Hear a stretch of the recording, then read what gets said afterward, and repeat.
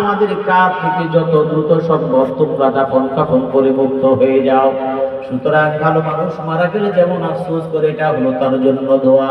মন্দ মানুষ মারা যাওয়ার পরে মানুষ যখন মিটি মিটি হাসে, অন্তরে যখন চিন্তা করে মরছে ভালো হয়েছে, মনে রাখবেন আপনার জন্য জাহান্নাম অবধারিত। দুনিয়াতে মানুষকে কষ্ট দিয়ে কোনো লাভ নাই। ওই দোকান থেকে বেনসন সিগারেট আপনি 5 প্যাকেট খাইলেন, টাকা দিলেন না, একটা মনে করলেন সিগারেট তো খাওয়া যায় না, টাকা দিন কেন? সমস্যা নাই, আমি তো ভালো জিনিস খেয়ে টাকা বাকি রাখিনি, সিগারেট খেয়ে বাকি রাখছি। বাঙালি বুদ্ধি অনেক বেশি।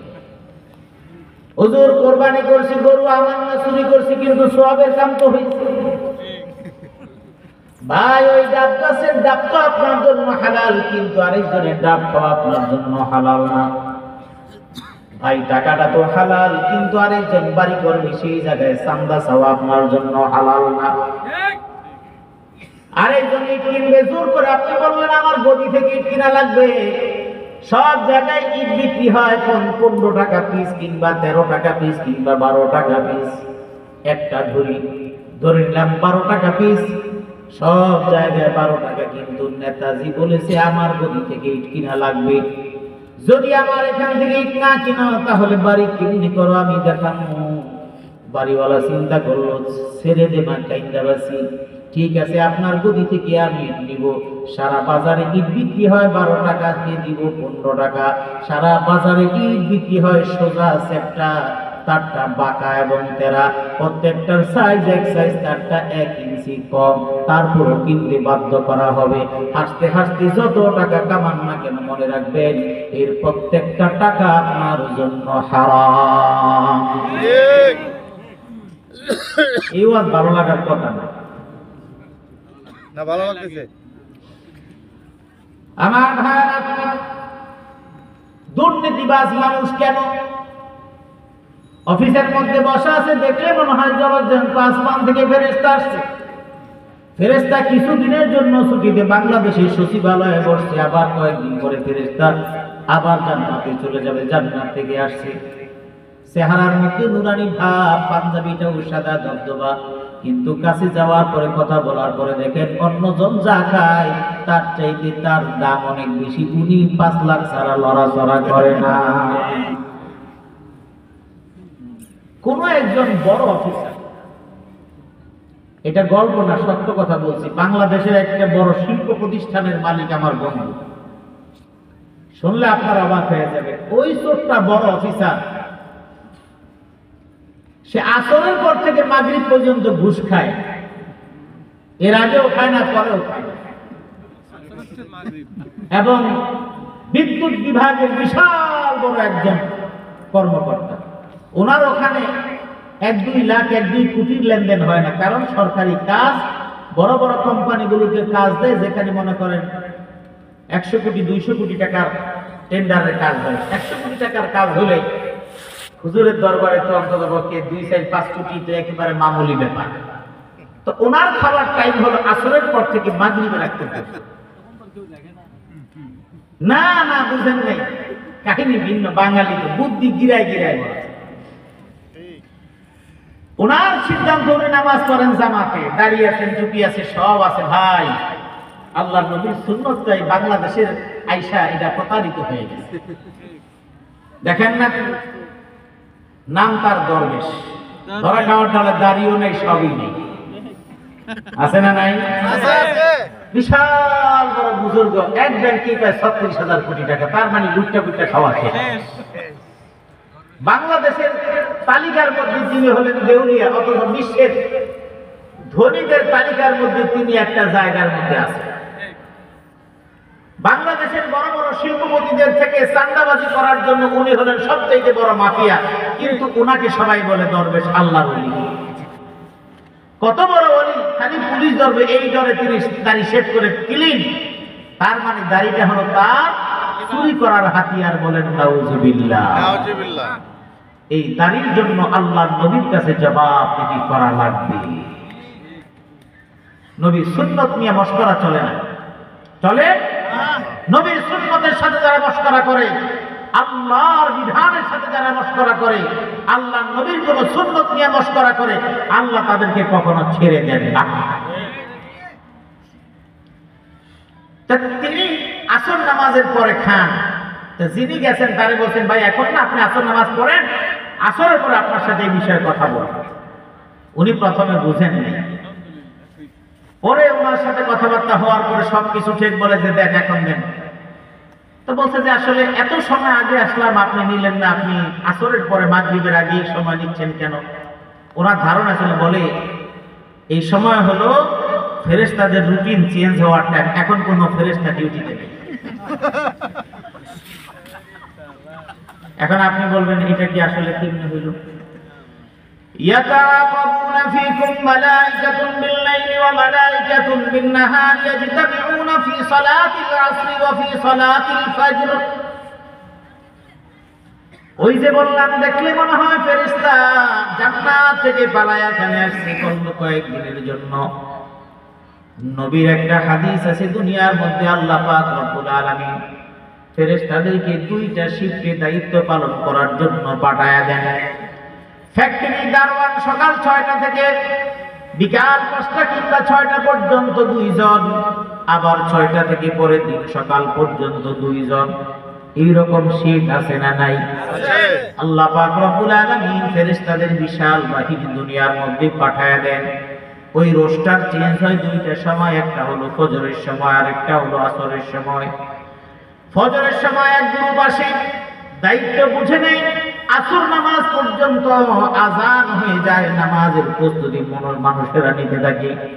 ওই গ্রুপ আসরের সময় যখন হয় তারা আবার দায়িত্ব থেকে চলে যায়। নতুন যারা দায়িত্ব নেন তারা আসরের নামাজের সময় আসে, পরের দিন ফজর নামাজ পর্যন্ত তারা ডিউটি পালন করে। ওই চোরটা মনে করছে আসরের সময় ডিউটি চেঞ্জ হয়, তার মানে এখন ফেরেশতা নাই, এই জন্য চুরির জন্য আসরের পর সময় বেছে নিয়েছে। ওর চাইতে বড় বাটপার দুনিয়ার একটা আছে না নাই? হাদিস দিয়া দেখছেন কি সুন্দর, বাঙালির গিট্টায় গিট্টায় বুদ্ধি। আমার ভাইরা, আল্লাহ পাক রব্বুল আলামিন বলেছেন, মাসালুল লাযীনা ইত্তাখাযু মিন দুনিল্লাহি আউলিয়া কামাসালিল আনকাবুত। আল্লাহ ছাড়া অন্য কাউকে যখন ক্ষমতার অধিপতি মানা হয়, আমার ক্ষমতা আমার থেকে কেউ নিতে পারবে না, কেউ আছে নাকি দেখায়া দেন। আমি ক্ষমতা ছেড়ে দিলে ক্ষমতা চালাবে কে? দেশটা চালাইব কে? এখন 5ই আগস্ট থেকে দেখো দেশটা আগের চাইতে ভালো না মন্দ? আগের চাইতে অনেক ভালো চলে, কিন্তু শুধুমাত্র ওরাই বলবে ভালোই তো ছিলাম আগে, কারণ 30,000 বেতন, 2 লাখ উপরি বেতনে হাত দেওয়া লাগে নাই, চুরি করে খাওয়া গেছে। এখন চুরি করার জায়গা নাই, বেতন দিয়ে হাত দেওয়া লাগে, এই জন্য আগেই তো ভালো আছিলাম। আগেই ভালো আছিলাম, কারণ চুরি ভালো করা গেছে, এখন চুরিতে একটু সমস্যা। আল্লাহ পাক রব্বুল আলামিন ফিরআউনকে শেষ মুহূর্তে আল্লাহ পাক ধরলেন।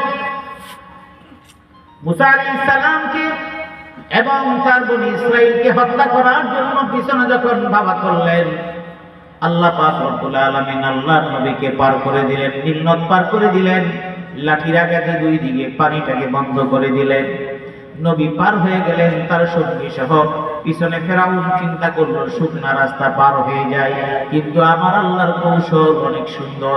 আমার আল্লাহর কৌশল হলো, তোমাকে নাস্তানাবুদ করার জন্য অন্য কোনো পন্থা আমি অবলম্বন করবো না। মিসাইলও পাঠানো লাগবে না, বড় ধরনের কোনো অস্ত্র পাঠানো লাগবে না, মাটির নিচে দাবায় দেওয়া লাগবে না।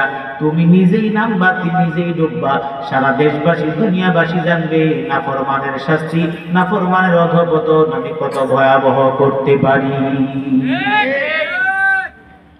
ফেরাউন কোনদিন ভাবেও নাই, কারণ সে নিজেকে আনা রাব্বুকুমুল আলা বলেছে, নমরুদ বলেছে আনা রাব্বুকুমুল আলা। নমরুদের কাছে যখন বিভিন্ন অভিযোগ গুলো ইব্রাহিম আলাইহিস সালাম সম্পর্কে মূর্তি ভেঙে ফেলছে, এলাকার মানুষ মিলে যুবকের বিরুদ্ধে দাঁড়ায় গেছে, যুবকটা ভালো না। আমরা বিগত সময়গুলো দেখেছি, এলাকার যে ছেলেটা প্যান্ট টাকনোর উপরে পরে নিয়মিত নামাজ আদায় করে, পুলিশ দিয়ে ধরাইয়া তারে নিয়ে যায়, বলছে এটা হলো জঙ্গি। ঠিক কিনা? সমাজের ইসলামপন্থী বামপন্থী যুবকদেরকে জঙ্গি নাটক সাজায় ক্রস ফায়ার দেওয়া হয়েছে, এটার শাস্তি আল্লাহ দুনিয়াতে বুঝিয়ে দিয়েছে। আখিরাতে একটা জমা আছে, টেনশন করে কোনো কারণ নেই, ওইটা বাকি, এটা নগদ। আল্লাহ পাক রব্বুল আলামিন কোরআনে বলে দিলেন, ইব্রাহিম আলাইহিস সালামকে নমরুদ ডাকলেন, ডাকার পরে বলল আমাকে রব মানো। কারণ নমরুদের কথা ছিল না রব্বুকুমুল আলা, আমার চাইতে ক্ষমতা ধরার কেউ নাই।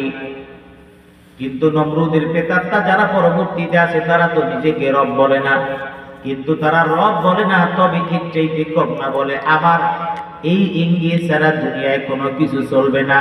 বিচার বিভাগের কোনো আইন চলে না, বিচারপতিদের কোনো বিচার রায় চলে না, কোনো কাগজপত্র চলে না। ওই গণভবন থেকে যেই সিদ্ধান্ত দেওয়া হয় এটাই হলো রায়। খালেদা জিয়া একজন সম্মানিত একজন নারী, একাধিকবারের বাংলাদেশের সফলতম প্রধানমন্ত্রী। জিয়া অরফানেজ ট্রাস্ট মামলা 2 কোটি টাকা, একটা মিথ্যা মামলা দিয়ে এই বেচারিকে হেসরাইতে জীবনটা শেষ করে দিয়েছেন। জেলখানার মধ্যে রেখে রেখে মারার ষড়যন্ত্র করেছে। শেষ পর্যায়ে কত টিটকারির পরিমাণটা ঘরে তো রাখছে একটু বেশি, মানে ভাবটা এমন মনে হয় আমার চাইতে ক্ষমতা ধরার কেউ নাই। আমি আপনাকে বোঝাতে চেয়েছি, আমি রব বলে নাই, কিন্তু আমার বডি ল্যাঙ্গুয়েজ, আমার স্পিচ এমন মনে হয় আমার সিদ্ধান্তের বাইরে সিদ্ধান্ত দেওয়ার কেউ নাই। এ কথাও বলেছে, বাইসা আছে একটু বেশি, তার মানে আরো আগে মরে যাওয়ার কথা। আল্লাহ কি নজরিয়া মরে যায় এমন একজন নারী, তিনি মরা অবস্থায় তিনি দেখে গেলেন যে তাকে মারার জন্য পরিকল্পনা করেছে, সে শাড়ি ব্লাউজ দিয়ে পালানো শুধুমাত্র 40 মিনিট সময় পেয়েছে, কিন্তু তিনি এখনো বাংলাদেশে বহাল সম্মানের সাথে এখনো আছে। ইজ্জত দেওয়ার মালিক কি? আল্লাহ। তুতি মুলকা মান তাশা ওয়া তানজিউল মুলকা মিম্মান তাশা। তারেক রহমান বলেছে, বেটা তুই আয়, সাহস থাকলে তুই আয়। এই কথাগুলি বলতে আমরা বাধ্য হই, এটা ইতিহাস। ইসলামী আন্দোলনের নেতৃবৃন্দকে ফাঁসির মঞ্চে ঝুলায় বলছে, একটা রাজাকারের সন্তান এই দেশে রাখবো না, জামাত ইসলাম রাখবো না, শিবির রাখবো না, বিএনপি রাখবো না, সব পাকিস্তান চলে যাও। 5ই আগস্টের পরে দেখা গেল দুনিয়াতে এরা ছাড়া যা আছে সবই অন্য, এদের কেউ নেই। ইসলামপন্থীদেরকে রাজাকার বানায় দেওয়া হলো। আল্লাহ বলেন যে রাজাকারের তকমা শাহবাগ থেকে শুরু হয়েছে, ওই শাহবাগী পোলাপান দাঁড়ায় বললো তুমি কি আমি কে, সবাই বলে রাজাকার রাজাকার। এই হিসাব এবং পরিকল্পনা করেছেন কি? আল্লাহ। বুঝা বড় মুশকিল। এজন্য ভাই, শুধু রাষ্ট্রীয় ক্ষমতার ক্ষেত্রে না, আপনার জীবন, আমার জীবন, সব জীবনের ক্ষেত্রে পরিকল্পনা আপনারটা কিচ্ছু হবে না, সব পরিকল্পনা কার? আল্লাহ। নমরুদ যখন বলল আমাকে রব বলে মেনে নাও, শেষ করে দিব, বেশি সময় নিব না, 5-10 মিনিট। কষ্ট হইতেছে? 5-10 মিনিটের মধ্যে শেষ করে দিব। নমরুদ যখন বলল আমাকে রব বলে মেনে নাও, ইব্রাহিম আলাইহিস সালাম বললেন আমি তোমাকে রব মানব কেমনে? কারণ তুমি তো রব নও। কারণ রব হলেন তিনি, রব্বিয়াল্লাযী ইউহয়ী ওয়া ইউমীত। রব তো তাকেই মানে যিনি জীবন দেন এবং মৃত্যু দেন। নমরুদ বলল আনা উহয়ী ওয়া উমীত, আমিও জীবন দিতে পারি, মৃত্যু দিতে পারি। তার মানে কি? ক্ষমতাশীল যখন হয়ে যায়, কাউকে ফাঁসি দেওয়া আমার সিদ্ধান্ত, কাউকে মুক্তি দেওয়া আমার সিদ্ধান্ত। জেলখানার মধ্যে লোক পাঠিয়ে দিয়ে বলেন নেগোসিয়েশন করো, এই শর্তগুলো পূরণ করলে তোমাকে বেকসুর খালাস করে দেওয়া হবে, যদি আমার কথা না মানো তোমাকে ফাঁসির মঞ্চে ঝুলানো হবে। কিন্তু এই ভয় দেখায় ইসলামী আন্দোলনের মানুষদেরকে ফাঁসির মঞ্চ দেখিয়ে ফাঁসি থেকে কখনো ফিরিয়ে আনা সম্ভব নয়। কারণ মুসলমানের মৃত্যু তো একবারই হয়। যদি পাথরের আঘাতে মারা যায়, রোড অ্যাক্সিডেন্টে মারা যায়, ওই মৃত্যুর কোনো দাম নাই। যদি শাহাদাতের মৃত্যু হয়, ওই মৃত্যুর দাম শুধু দুনিয়ায় নাই, শুধুমাত্র দুনিয়ায় নয়, আসমানে, দুনিয়ায় এবং হাসরের ময়দানে সর্বোচ্চ জান্নাত দিয়ে দিবেন কে? আল্লাহ রাব্বুল আলামিন কোরআনে বলে দিলেন ইব্রাহিম আলাইহিস সালাম বললেন আনা উহি, ইব্রাহিম আলাইহিস সালামের জবাবে নমরুদ বললেন আনা উহি ওয়া উমিত, আমিও বাঁচাতে পারি আমিও মারতে পারি। এটা দেখানোর জন্য দুইজন মানুষকে ডাকলেন, একজনকে মেরে ফেললেন আরেকজনকে ছেড়ে দিলেন। এবার বললেন দেখো আমি একজনকে বাঁচাইলাম আরেকজনকে মারলাম। ইব্রাহিম আলাইহিস সালাম বললেন এটা তো বাঁচানো এবং মারানো হলো না, যদি তোমার এতই ক্ষমতা হয় ফা ইন্নাল্লাহা ইয়াতি বিশ-শামসি মিনাল মাশরিকি ফাতি বিহা মিনাল মাগরিব ফাবুহিতাল্লাযী কাফার, যদি তুমি এমনই ক্ষমতাধর হও তাহলে আমার রব তিনি পূর্ব দিক থেকে সূর্যোদয় করেন, পশ্চিম দিকে সূর্যাস্ত করেন। তোমার যদি ক্ষমতা হয় তাহলে পশ্চিম দিকে সূর্যাস্ত করে পূর্ব দিকে সূর্যোদয় করে তুমি পূর্ব দিকে সূর্যাস্ত করো। ফাবুহিতাল্লাযী কাফার, তারা একেবারে বিব্রত হয়ে গেল এবং একেবারে হতভম্ব হয়ে গেল। আল্লাহ পাক রব্বুল আলামিন বললেন ওয়াল্লাহু লা ইয়াহদিল কওমাল যালিমিন, সেই সঙ্গে একটা সূত্র হলো জালেম যারা হয় তাদের কখনো ভাগ্যে আল্লাহ রব্বুল আলামিনের হেদায়েত জুটে না। সবচাইতে দুর্ভাগা জালেম হলো জালেমদের কপালে কখনো হেদায়েত জুটে না, কারণ জালেম জুলুম করার পরেও মানুষ করার পরে বলে আমি কি করছি, আমার কি অপরাধ? ঠিক জোরে বলেন ঠিক কি না? কারণ জালেম যে জুলুম করেছে সে বুঝেই না, এই কারণে তার কপালে হেদায়েত নসিব হয় না। আল্লাহ পাক রব্বুল আলামিন বলেছেন মাসালুল লাযিনা ইত্তাখাযু মিন দুনিল্লাহি আউলিয়া কামাসালিল আনকাবুত, এটা হলো মাকড়সার জালের মতো।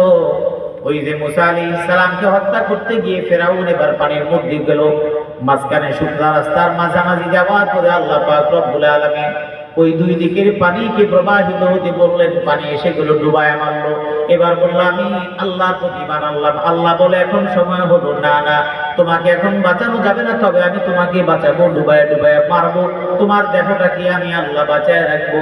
ফালিয়াউমা নুনাজ্জিকা বিবাদানিকা লিতাকুনা লিমান খালফাকা আয়া ওয়া ইন্না কাসীরাম মিনান নাসি আন আয়াতিনা লাগাফিলুন, আমি তোমার দেহটাকে রাখবো, তোমাকে মেরে ফেলবো, বাঁচাবো না, কিন্তু তোমার দেহটাকে এমন ভাবে পৃথিবীবাসীর জন্য রেখে দিব যাতে করে জালেম সম্প্রদায় কোন রকমের অহংকারী নাফরমানেরা বুঝে আল্লাহর বিরুদ্ধে নাফরমানের শাস্তি কত ভয়াবহ হতে পারে। শেষ কথা বলছি, পরিকল্পনা মানুষ যাই করুক না কেন, ক্ষমতাশালী মানুষের যাই করুক না কেন, সবচেয়ে বড় ক্ষমতার মালিক কে? আল্লাহ রাব্বুল আলামিন। কাউকে নাস্তানাবুদ করার জন্য বড় কিছু করা লাগে না। আব্রাহা একটা বাহিনী পাঠাইল, ইয়ামেনের গভর্নর আব্রাহা একটা গির্জা বানাইল কাবার আদলে, যাতে করে কাবার দিকে মানুষ না যায়, তার গির্জার দিকে যায় খ্রিস্ট ধর্মাবলম্বী। কিন্তু মুশরিকরা যত যাই হোক কাবার ব্যাপারে তারা আপোষহীন, তারা ওই গির্জাকে মানলো না, বরং এটা নিয়ে তাদের মধ্যে অনেক কেচাল। এক পর্যায়ে আব্রাহা সিদ্ধান্ত নিল ওই কাবাকে ভেঙে মাটির সঙ্গে মিশায় দিলে কেবল আমার এই গির্জাটা শুধুমাত্র মানুষের কাছে থাকবে। কিন্তু আল্লাহর সিদ্ধান্ত হলো তুমি যা করো না কেন, তুমি দুনিয়ার মানুষকে যত ক্ষমতাশীল মনে করে এটা হলো মাকড়সার জালের মতো, কিন্তু আমি যা সিদ্ধান্ত নিই আমার সিদ্ধান্তের উপরে সিদ্ধান্ত দেওয়ার মতো কোনো ক্ষমতা কারো নাই। এবার আব্রাহা সিদ্ধান্ত নিল বড় বড় হস্তি বাহিনী এবং অস্ত্র শস্ত্র নিয়ে রওনা হয়ে গেল। হজের ময়দানে যারা গিয়েছেন, আরাফাতে, মুজদালিফা, মিনা যারা সফর করেছেন, সেখানে একটা জায়গা আছে ওয়াদিউল মুহাসসার। ওই জায়গাটা যখন হাজিরা যান, মুআল্লিমরা সুন্দরভাবে বলে দেন দ্রুত এই জায়গাটা তোমরা তাড়াতাড়ি পার হও, কারণ এটা হলো অভিশপ্ত জায়গা, গজবের জায়গা। কারণ এই জায়গার মধ্যে আব্রাহা হস্তি বাহিনীকে ধ্বংস করে দিয়েছেন কি? আব্রাহা যখন তাদের বাহিনী নিয়ে বাইতুল্লাহর দিকে রওনা হয়ে গেল, আল্লাহর নবীর দাদা আব্দুল মুত্তালিব সহ অন্যান্য যারা ছিলেন তারা কেউ সামনে আসার সাহস করলেন না। তারা সবাই যার যার মালামাল নিয়ে নিজেদেরকে আত্মগোপনে এবং সেফ সাইড নিয়ে যাচ্ছেন, আর বলছেন ওটা ঘর আল্লাহর, সে তো রক্ষা করবে, আমাদের সক্ষমতা নাই। আল্লাহ পাক রব্বুল আলামিন দুনিয়ার মানুষ যেখানে পারে না সেখানে আল্লাহ সিদ্ধান্ত নিয়ে অসম্ভবকে সম্ভব করে দেন। আল্লাহ পাক রব্বুল আলামিন কোনো মিসাইল ব্যবহার করলেন না, কোনো রকমের কোনো কিছু ব্যবহার করলেন না। আজকের যুদ্ধ জাহাজ দেখেন পিছন থেকে বোমা মারে, আল্লাহ পাক রব্বুল আলামিন সবচেয়ে ছোট ছোট পাখিদেরকে ডেকে বললেন, ওই সামুদ্রিক ছোট ছোট পাখিদেরকে ডেকে বললেন, ও পাখি, তোমরা মুখে একটা পাথরের দানা নিবে, দুই পায়ের মধ্যে দুইটা পাথরের নুড়ি নিবা, আর ওই হস্তি বাহিনীর উপরে তোমরা এক একটা নির্ধারিত মাথার উপরে ফেলবা। আল্লাহ পাক রব্বুল আলামিন এই নির্দেশনা দেওয়ার পর হস্তি বাহিনী আক্রমণ করার জন্য ওয়াদিউল মুহাসসারে যখন এসেছে, পাক রব্বুল আলামিনের পাঠানো ওই পাখিগুলো ঝাঁকে ঝাঁকে ওই ঠোঁটের মধ্যে পাথরের নুড়ি নিয়ে তাদের উপরে ফেললো।